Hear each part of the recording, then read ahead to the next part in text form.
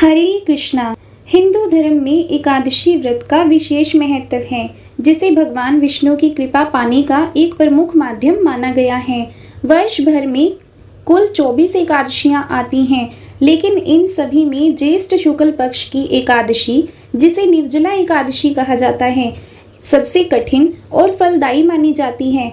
इस व्रत की सबसे बड़ी विशेषता यह है कि इसमें अन्न और फल तो दूर की बात है, पानी तक इसमें ग्रहण नहीं किया जाता, इसलिए इसका नाम निर्जला एकादशी है।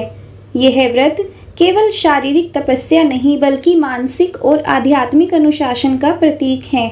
इस दिन व्रत करने वाले व्यक्ति को अपने भीतर संयम, श्रद्धा और भक्ति का समुच्चय लाकर भगवान विष्णु की उपासना करनी होती है। पौराणिक कथाओं के अनुसार इस व्रत को सबसे पहले भीमसेन ने किया था, जो अपने भोजन प्रेम के कारण अन्य एकादशी व्रत नहीं कर पाते थे।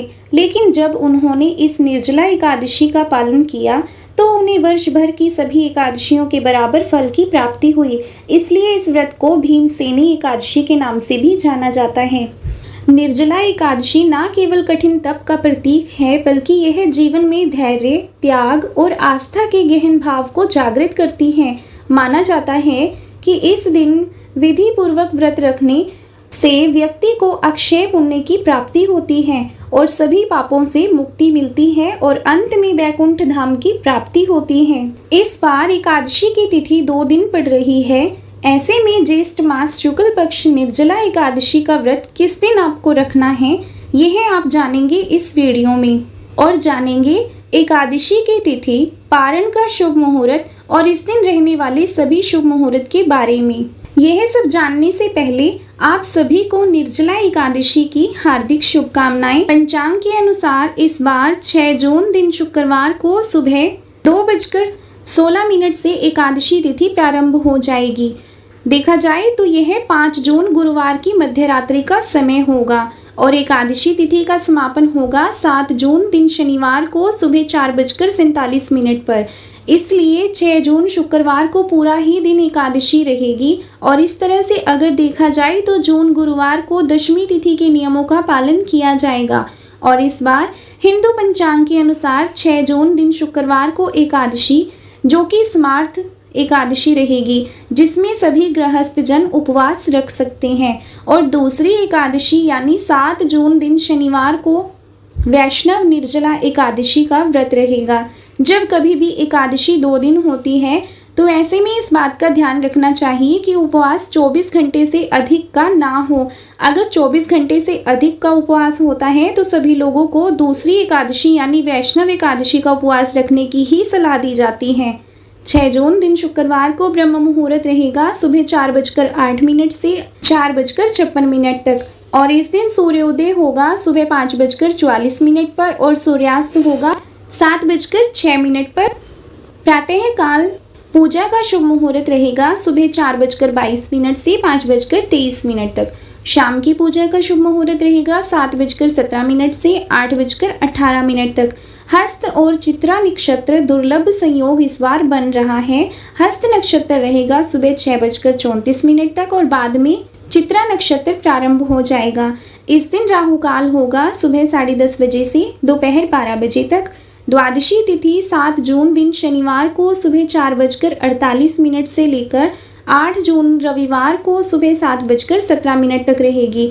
हरिवासर का समय द्वादशी तिथि लगते ही शुरू हो जाता है और हरिवासर के समय में भूलकर भी उपवास आपको नहीं खोलना चाहिए, नहीं तो आपका व्रत अधूरा माना जाता है। कई लोग जानकारी के अभाव में हरिवासर के समय ही व्रत खोल लेते हैं। 7 जून दिन शनिवार को ब्रह्म मुहूर्त सुबह 4:08 से लेकर 4:56 तक रहेगा। इस दिन सूर्योदय होगा 5:44 पर और सूर्यास्त होगा शाम 7:07 पर।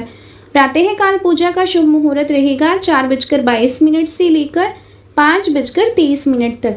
गोधूली मुहूर्त शाम 7:16 से 7:36 तक रहेगा और इस दिन राहु काल होगा 9 बजे से 10:30 बजे तक। हरिवासर का समय 6 जून दिन शुक्रवार को सुबह 11:25 तक समाप्त हो जाएगा। इस बार 6 जून दिन शुक्रवार को भद्रा भी लग रही है, जो कि दोपहर 3:31 से लेकर अगले दिन 7 जून को सुबह 4:47 तक रहेगी। भद्रा का वास पाताल लोक में रहेगा। जो लोग 6 जून दिन शुक्रवार को निर्जला एकादशी का उपवास करेंगे, उन्हें 7 जून दिन शनिवार को दोपहर 1:44 से 4:31 के बीच अपना व्रत का पारण करना होगा। और जो लोग 7 जून को निर्जला एकादशी का व्रत रहेंगे, उनको 8 जून दिन रविवार को सुबह 5:23 से 7:17 के बीच में अपना व्रत का पारण करना होगा। दोस्तों, जब भी एकादशी की तिथि 2 दिन पड़ती है, तब दूसरे दिन वाली एकादशी का महत्व ज़्यादा होता है। ऐसे में यह सलाह दी जाती है कि आप दूसरी एकादशी का ही व्रत करें। दशमी तिथि के नियमों का पालन आप एकादशी व्रत से ठीक 1 दिन पहले करें। 2 दिन एकादशी का व्रत है, लेकिन आप इस दिन स्वयं व्रत रख रहे हो।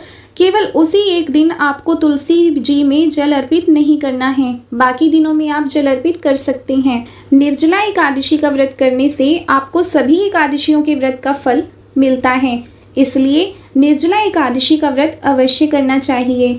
तो यह थी आज की वीडियो। अगर आपको जानकारी अच्छी लगे तो प्लीज़ वीडियो को लाइक और शेयर ज़रूर करें और चैनल को सब्सक्राइब करना ना भूलें। जय माता दी, जय श्री कृष्णा।